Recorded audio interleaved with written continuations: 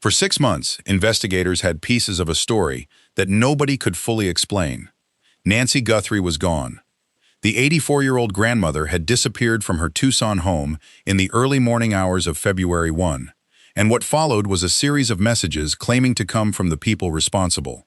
At first, those messages appeared to point in one direction: money. $4 million in Bitcoin, a deadline, a promise that Nancy would be released. But then another message arrived, and the tone was completely different. This time, the writer claimed Nancy had died shortly after she was taken. There was no new ransom demand, no offer to exchange information for money, no attempt to negotiate. Instead, the message said Nancy had been buried somewhere in nature. And that strange change is exactly where the questions surrounding these notes begin. Before we go further, if you have been following Nancy Guthrie's case and want these developments explained carefully, without jumping ahead of what investigators actually know, consider subscribing to Hidden Motive. There are still major questions surrounding this case, and some of the most important clues may be hiding in details that seem small at first. Now, let's go back to the beginning. Nancy Guthrie disappeared from her home in the Catalina foothills area of Tucson. Investigators said there were signs of a violent encounter, and surveillance footage captured a masked, armed man at the property. Then came the ransom communication.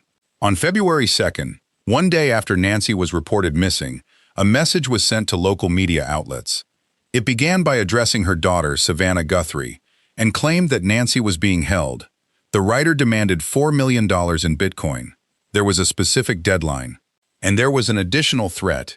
If the first payment was not made, the demand would increase to $6 million. The message also promised that Nancy would be released within 12 hours after the payment was made at a safe drop-off location in Tucson. On the surface, it looked like a ransom demand. But there was something about the message that made investigators take it seriously. The writer appeared to know details about Nancy's home that had not been widely publicized. The message referred to her white Apple Watch, which investigators said had been left beside her bed. It also mentioned a floodlight on the back porch that was not working. Those details mattered. If someone had simply been watching television coverage of the disappearance, how would that person know those things? That question helped investigators distinguish the first message from some of the other communications that began appearing. And there were many. Authorities eventually said that ransom communications connected to Nancy's disappearance fell into different categories. Some were considered extortion attempts without legitimacy. Others remained under investigation. Then, on February 6th, another message arrived. 4 days had passed, and suddenly, the entire tone shifted.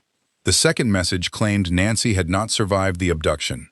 The writer said they had never intended to hurt her and claimed she had died shortly after being taken, supposedly because of a heart-related problem. Then came the line that stunned investigators and the public. The writer said Nancy was buried in nature. The message also told the family that nothing they could have done would have changed the outcome. Think about that for a moment. The first communication was about money. The second communication was about death. And yet investigators have reported that both messages appeared to come through the same channel, with sources telling CBS News that the two messages were traced to the same masked IP address. That does not automatically prove who wrote them. It does not prove that the same person physically composed both messages. And it certainly does not prove that every claim inside those messages is true. But it is one reason investigators have continued examining the language itself. This is where the work of former FBI profilers and forensic linguists becomes especially interesting. One of the experts who publicly examined the messages was James R. Fitzgerald, a retired FBI profiler and forensic linguist. He discussed the notes with forensic linguist Natalie Schilling, focusing on the language, phrasing, and possible clues contained in the communications. Other retired FBI investigators also weighed in. Former FBI Supervisory Special Agent Jason Pack pointed to something very basic about ransom cases. A person demanding millions of dollars normally wants the money. That sounds obvious. But in Nancy's case, the second message suddenly abandoned the financial demand altogether. Pack questioned why someone genuinely motivated by money would simply walk away from a potential $4 million payment. If the first plan failed, a financially motivated offender might be expected to make another demand, lower the amount, change the deadline, or offer some kind of proof. Instead, the second message asked for nothing. That distinction has become one of the most important pieces of the public debate over the notes. And then there is another uncomfortable possibility. What if the person who wrote the second message was not trying to collect money at all? What if the purpose was to convince Nancy's family that she was dead?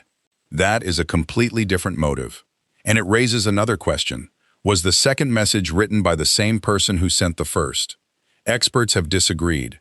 Retired criminal profiler John Kelly previously argued that the two messages sounded like they came from very different personalities. He described the first as cold and transactional, while finding the emotional language of the second difficult to reconcile with it. Kelly publicly questioned whether the notes were authentic, but other experts have pointed to similarities between the communications and the fact that investigators believe they came from the same technical source. So we have a strange contradiction. The technology may connect the messages. The language may separate them, and investigators still have to determine which matters more. There is one more reason these notes are so important. Authorities did not release the full messages to the public until July 31st, almost 6 months after Nancy disappeared. The Pima County Sheriff's Department said the communications contained distinctive patterns of word choice, syntax, and phraseology that could reflect the writer's individual linguistic style. Officials specifically appealed to the public. They wanted someone who had interacted with the writer to recognize the way that person spoke or wrote. That means the sheriff's office is not asking the public to decide whether the notes are real. They are asking a much narrower question. Does this language sound familiar? Because somewhere, investigators believe, there may be a person who has seen these words before. Someone who recognizes the unusual phrasing. Someone who knows who talks this way. And that brings us to the first major reveal. The most important clue in these ransom notes may not be the $4 million demand. It may not even be the claim that Nancy died. It could be the language connecting the two messages, and the possibility that the person behind them revealed something about himself without realizing it. But if the same person wrote both notes, why did the tone change so dramatically? And if two different people were involved, how could investigators connect the communications to the same technical source? That is where the profiler analysis gets much more uncomfortable, because the words may be telling investigators one story, while the circumstances surrounding those words are telling them another. The first thing to understand is that investigators are not treating every message connected to Nancy Guthrie's disappearance as equally credible. That distinction is extremely important. By early July, the FBI was publicly acknowledging that the communications connected to the case appeared to fall into different categories. There were the two early notes that investigators believed were likely legitimate. There were other communications that might have been legitimate but offered little useful evidence. And then there were messages authorities described as attempts by people trying to make money from the tragedy. So when the two original ransom notes were finally released in full, investigators were not simply handing the public two pieces of paper and saying, "Here is what happened." They were asking people to look much more carefully. Look at the wording. Look at the expressions. Look at the way the writer speaks. And, perhaps most importantly, ask yourself a very personal question. Have I heard someone talk like this before? That was the reason for the unusual public appeal.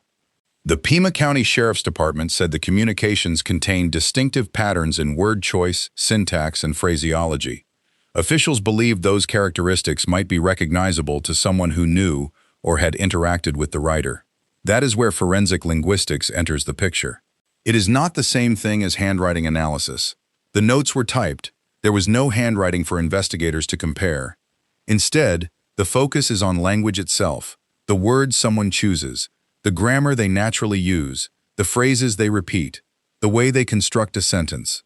Even small habits that most people never notice when they are speaking or writing can become useful when investigators compare enough material. And that is precisely why the release of these notes may have been more important than it first appeared.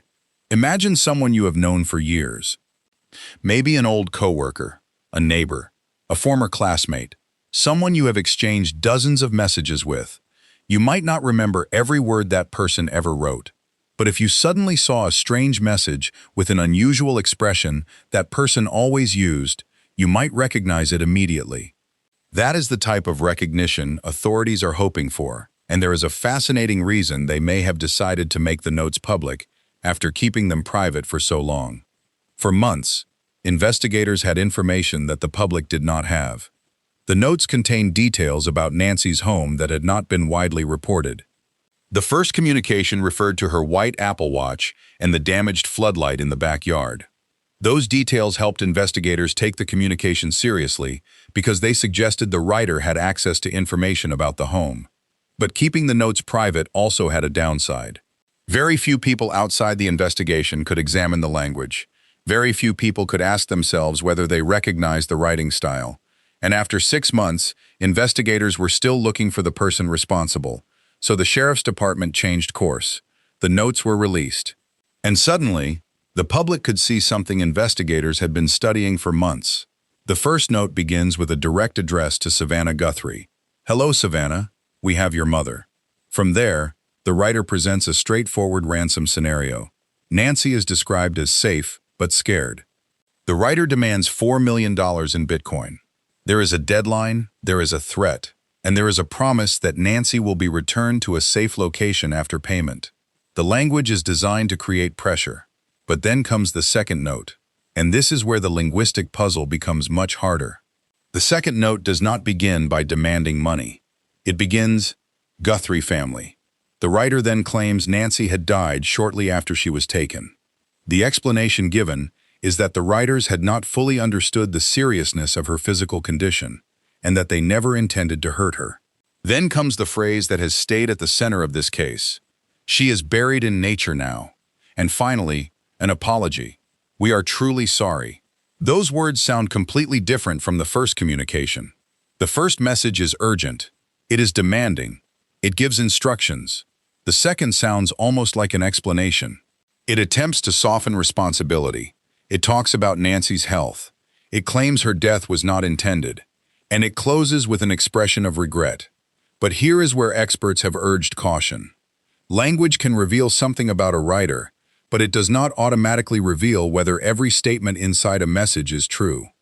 Someone can deliberately change their writing style. Someone can imitate another person's way of speaking. Someone can write a message designed to create a false impression.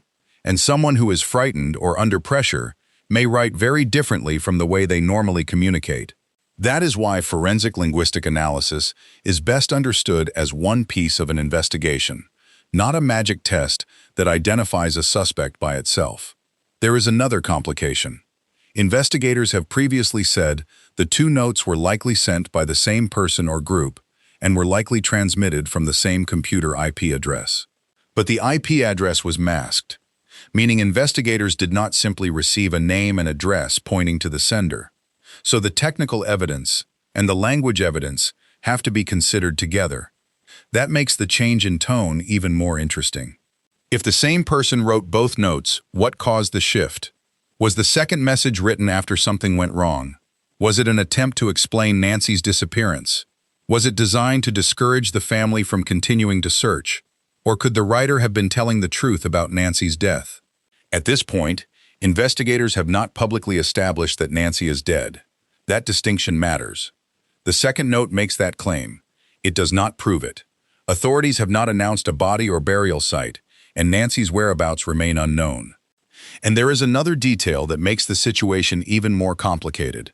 A forensic linguist who spoke with Arizona's family raised the possibility that the person who wrote the ransom notes may not actually have known what happened to Nancy. That possibility would turn the entire interpretation of the messages upside down. Because if the writer was not the person who abducted Nancy, then the language in the notes might be telling investigators about someone who was inserting themselves into the case rather than someone who carried out the crime. Think about the implications. A person could have received information from somewhere else. They could have learned details about Nancy's disappearance. They could have tried to sound like the kidnappers, or they could have had some genuine connection to what happened without being the person who physically entered Nancy's home. Investigators have not publicly settled that question.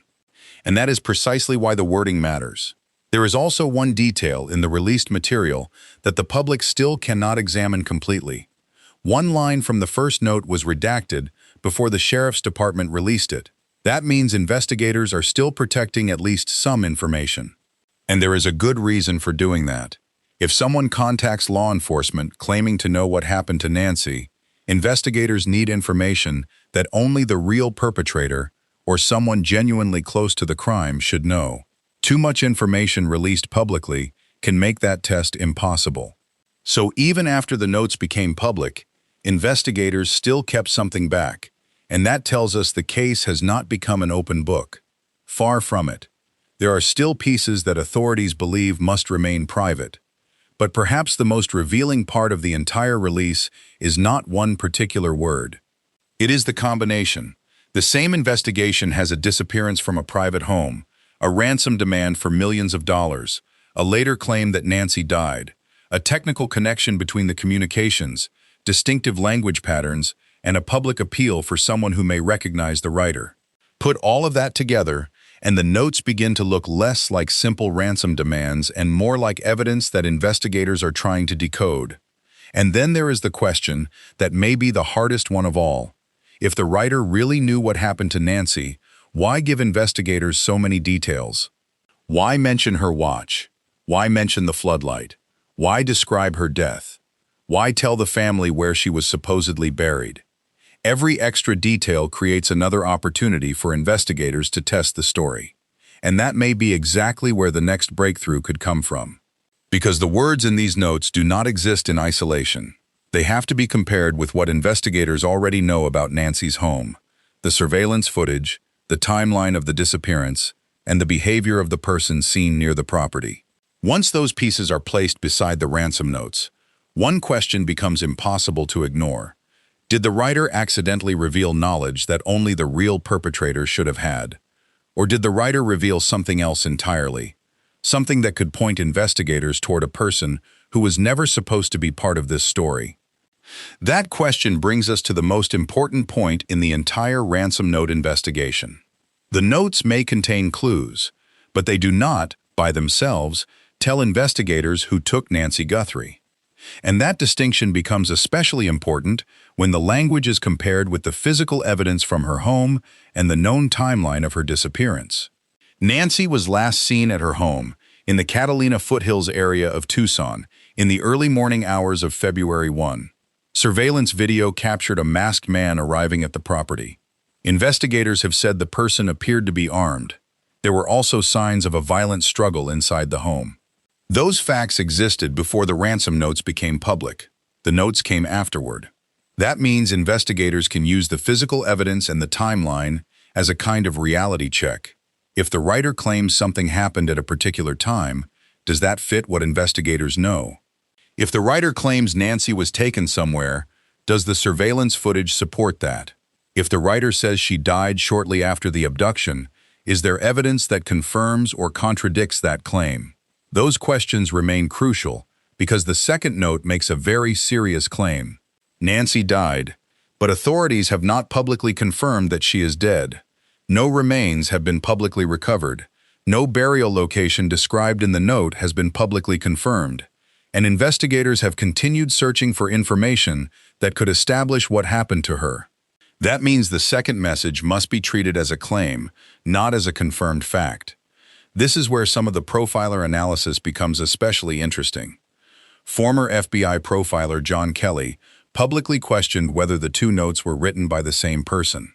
He pointed to the difference in tone between them, suggesting that the first sounded more transactional, while the second sounded far more emotional. But another former FBI investigator, Jason Pack, focused on the financial motive. His argument was simple. If someone had kidnapped Nancy for money, why would that person suddenly stop asking for money? The first message demanded millions. The second message demanded nothing. That is a contradiction worth examining. It does not prove the notes are fake. It does not prove the writer was innocent. But it does create a question that investigators cannot simply ignore. What happened between February 6? Something changed. We do not know exactly what, and investigators have not publicly provided a complete explanation. There is another detail that deserves attention. The first note appears to contain information that was not broadly known at the time. The writer referenced Nancy's Apple Watch and the malfunctioning floodlight near the home. Those details suggested knowledge of the property. That is one reason investigators believed the first message deserved serious attention. But knowledge of the home does not necessarily tell investigators how that person obtained the information. Someone could have been physically present. Someone could have learned the details from another person. Someone could have had prior knowledge of the property. Or, in a more complicated scenario, someone could have been close enough to the investigation to learn details that the general public did not know. This is why investigators have been so careful with what they release. They need information that can be tested. They need facts that can separate a genuine insider from someone simply pretending to know more than they do. That is also why the public appeal surrounding the ransom notes matters. The sheriff's office did not simply ask people to read the messages and decide whether they sounded convincing. Officials specifically asked anyone who recognized the language, expressions, or writing style to contact investigators. That tells us something about the strategy. They are looking for familiarity. Somebody may recognize the person behind the words without even realizing that the recognition is important. Perhaps it is a phrase. Perhaps it is a strange grammatical habit. Perhaps it is the way the writer addresses another person. Perhaps it is something so ordinary that the writer never considered it a clue. That is often where linguistic evidence becomes useful. A person can disguise their name. They can hide their face. They can use an anonymous email address. But changing every natural habit of language is much harder. People develop patterns over years, and those patterns can sometimes survive even when someone is trying to hide. Still, there is an important warning here. Forensic linguistics cannot simply look at a few sentences and announce, "We found the killer." That is not how responsible analysis works. The language has to be compared with known writings, communications, interviews, messages, or other material that can be reliably connected to a person. Even then, the results are interpreted alongside other evidence. In Nancy's case, investigators have another major piece of information to consider. The communications were reportedly connected to the same masked IP address. That does not necessarily identify the person sitting behind the keyboard. An IP address can tell investigators about the technical pathway used to send a communication, but masking technology can complicate the process of tracing it back to an individual. So once again, the evidence has to be layered. Language, technology, surveillance, physical evidence, timeline, witness information. None of these pieces necessarily solves the case alone. Together, they may tell a much clearer story. And there is one more reason the ransom notes matter so much. They show how desperately someone wanted to control the narrative around Nancy's disappearance. Whether the writer was the perpetrator, an accomplice, an intermediary, or someone attempting to exploit the case remains a critical question. But the messages themselves tried to tell the family what to believe. First, believe Nancy is alive and can be exchanged for money. Then believe she is dead and buried somewhere in nature. Those are two very different stories. And investigators have to determine whether one of them is true, whether neither is true, or whether both messages contain pieces of a larger story. For Nancy's family, that uncertainty must be especially painful. Imagine receiving the first message and being told that your mother is alive. Imagine being given a dollar amount and a deadline. Imagine spending days wondering whether the money could bring her home. Then imagine receiving another message saying that she had already died. There is no simple way to process that. And while the public naturally focuses on the dramatic language of the notes, Nancy's family has been left with something much harder to live with: uncertainty. The second note says, Nancy is buried in nature. But where? The message does not provide a confirmed location that investigators have publicly announced. And until there is physical evidence confirming that claim, the investigation cannot simply stop there. That is why the search has continued. That is why authorities have continued asking for information. And that is why the ransom notes remain important months after they were written. They may contain a confession. They may contain deliberate misinformation. They may contain information passed from one person to another. Or they may have been written by someone who knows far more than they have admitted. At this point, investigators have not publicly resolved that question. But there is something the notes have already exposed. They have exposed a possible weakness in the person behind them. The writer wanted to communicate. That alone creates risk. Every sentence creates a record. Every unusual phrase can be compared. Every claim can be tested against evidence.